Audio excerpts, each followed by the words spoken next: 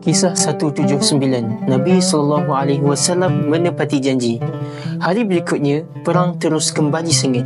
Abu Jahal telah bertekad untuk membunuh Rasulullah SAW di medan tempur. Dia mencari baginda di medan tempur sepanjang masa.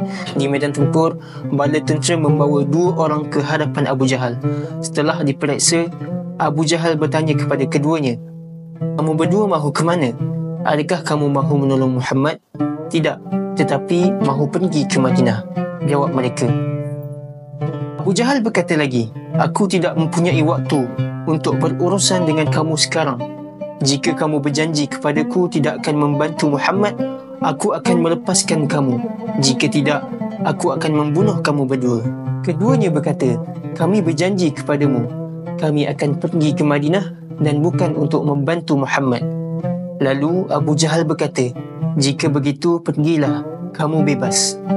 Tetapi jika kamu ingkar, aku akan mengejar kamu dan tidak akan membiarkan kamu." Kedua orang itu segera meninggalkan tempat itu dan tidak lama kemudian berjumpa dengan Rasulullah SAW seraya berkata, "Wahai Rasulullah, kami berkata kepada Abu Jahal akan pergi ke Madinah, padahal kami datang untuk membantumu. Kami menunggu perintahmu, suruhlah apa sahaja yang engkau inginkan." Rasulullah SAW yang mendengar ucapan mereka tidak berkata apa-apa dan menginginkan semua orang untuk menepati janji dan juga membenci khianat.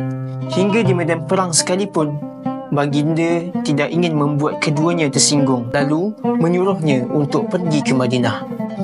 Kedua orang itu terkejut ketika tentera sangat memerlukan bantuan di tengah peperangan. Bagaimana mungkin mereka kembali ke Madinah?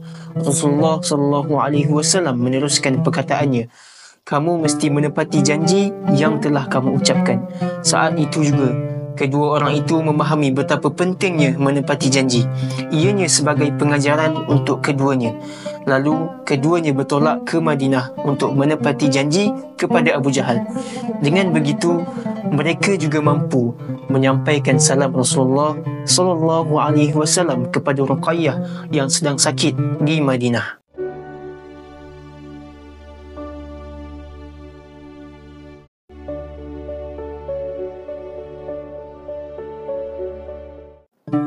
Kisah 179, Nabi SAW menepati janji.